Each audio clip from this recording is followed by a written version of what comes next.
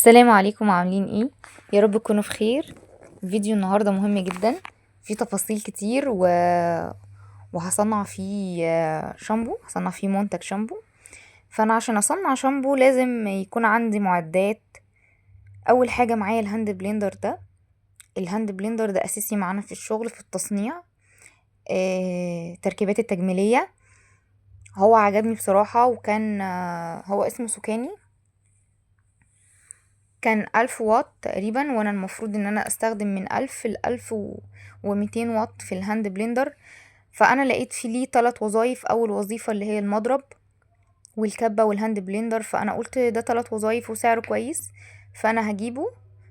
فلقيت نفسي فكرت شوية كده، لو انا استخدمت الهاند بلندر مش هينفع استخدم الوظيفتين التانيين، فبصراحة ركنته وقلت خليلي المطبخ. وجبت الهاند بلندر ده جميل جدا جدا جدا، ما شاء الله عليه. نحاس ومعدن من جوه، وبرضه سكاني كان معدن من جوه بس ده اقوى وليه سرعات. يعني انا حسيت ان انا محتاجة بقى الحاجة زي كده، هضرب بيها مثلا 10 كيلو، هضرب بيها 5 كيلو كريم، فده اساسي معايا. هو بصراحة الماتيريال بتاعته حلوة قوي، والاصلي بتاعه لان كان عليه العلامة المائية. ومعايا الهيتر ده برضو اساسي معايا، عشان لو في اي شموع بسيحها في البيكر. كده ببدأ بقى اركب السندات بتاعة الهيتر.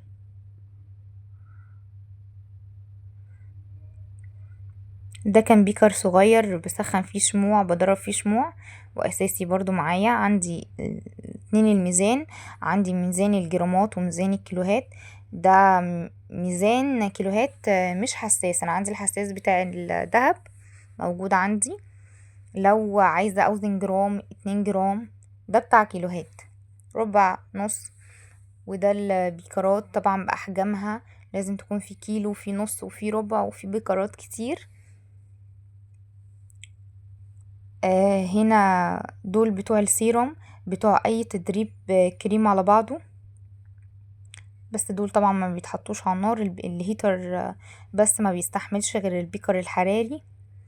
دول لو هدرب فيهم حاجة. وده طبعا معايا الترمومتر عشان اشوف درجة الحرارة، واضيف في الطور البارد المفروض المواد الفعالة بتاعتي.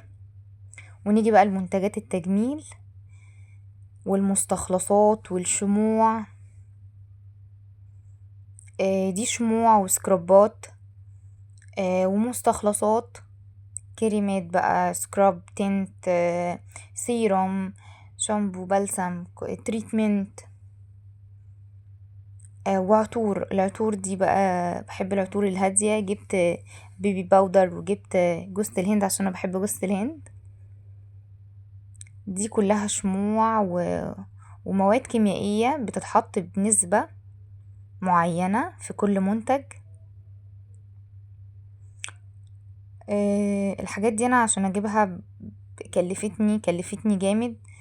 بس عشان انا طبعا جبت البروتينات وجبت البانسينول زي ما انتم شايفين، يعني بروتين، نانو بروتين، بروتين كرياتين، صويا بروتين. لما اجي اصنع مثلا اصنع كريم، اصنع شامبو، اصنع هير ماسك، فالحاجات دي تكون برضو بتعوض الشعر. البروتينات دي بتعوض الشعر اللي احنا بنفقده بقى في الشمس قلة الغذاء.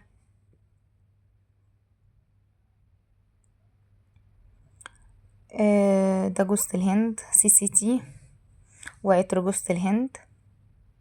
وده بروتين. كل العلب الصغيرة اللي انا بوريها لكم دي بروتين.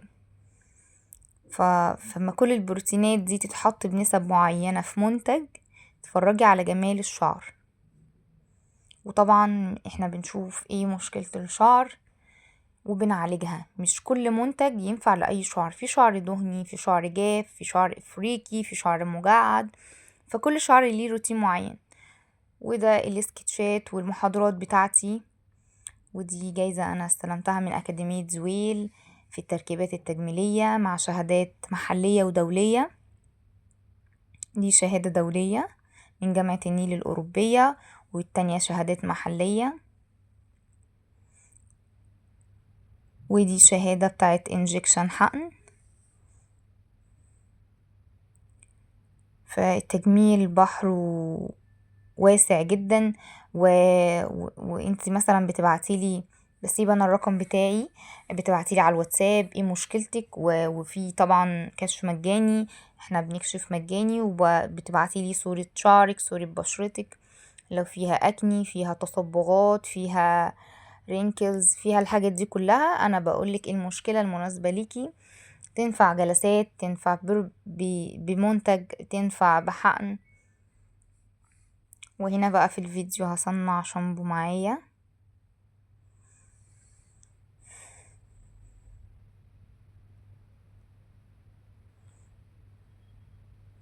المية اللي انا بستخدمها ماء مقطر، ما ينفعش المية تكون من الحنفية او من الفلتر، ده انقى مية لازم استخدمها اللي هي الماء المقطر. وكمان بنحط لها إيديتا مانع تزرنخ وتعفن، وبنحط لها مادة حافظة عشان تحفظ المنتج.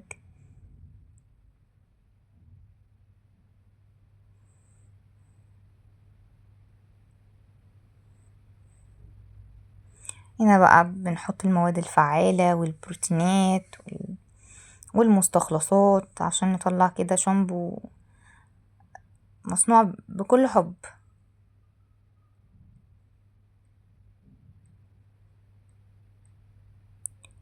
واي منتج بصنعه بيكون متقسم ل3 بيكرات 4 بيكرات تور بارد.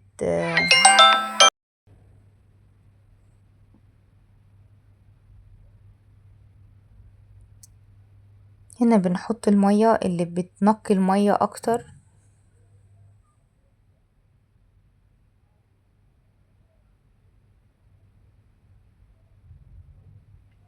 الشامبو انواع، في شامبو فري سلفات، في شامبو لازم يكون فيه سلفات عشان ينضف فروة الراس.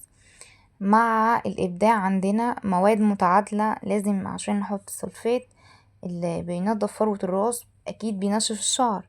فهنا الابداع عندنا ان احنا بنعمل تعادل ما بين المادة سلفات وما بين مواد تانية بتنعم الشعر، فبتنضف الشعر وبتنعم الشعر في نفس الوقت.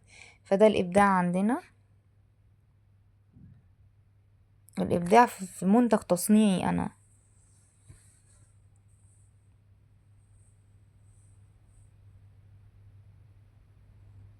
هبدأ بقى احط المواد الفعالة وادوب. احلى حاجة ان الموضوع مفيهوش تور ساخن، ان احنا بنسخن في التور، لا احنا كله على البارد. مواد تانية بتبقى محتاجة ان احنا نسخن ونسيح شموع، نشغل الهيتر ونستنى ما درجة الحرارة تبرد ونضيف المواد الفعالة. هنا خلاص كده بقى شامبو معايا.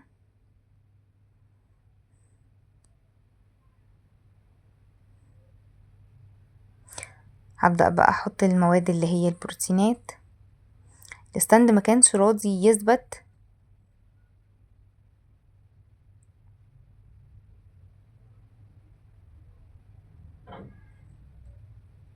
سيبه 5 دقايق على الشعر.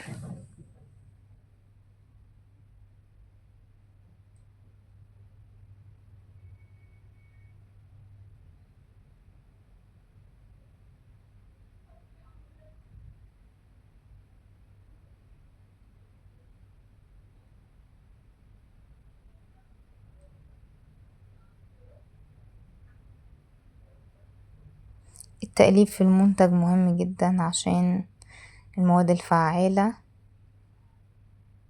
ما تبقاش متركزة في قاع البيكر. خلاص انا كده خلصت الشامبو معايا. ما شاء الله عليه، ودي شهادات تقدير ومحاضرات.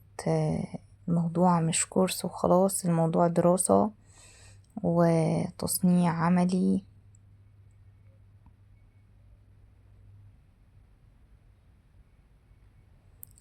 ده تنتو كنت مصنعاه وسكراب جميل جدا برضو.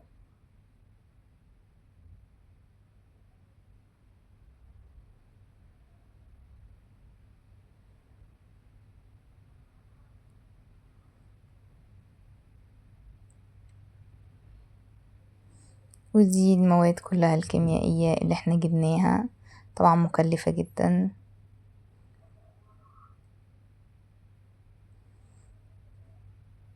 وهنا تشريح البشرة وتشريح طبقات البشرة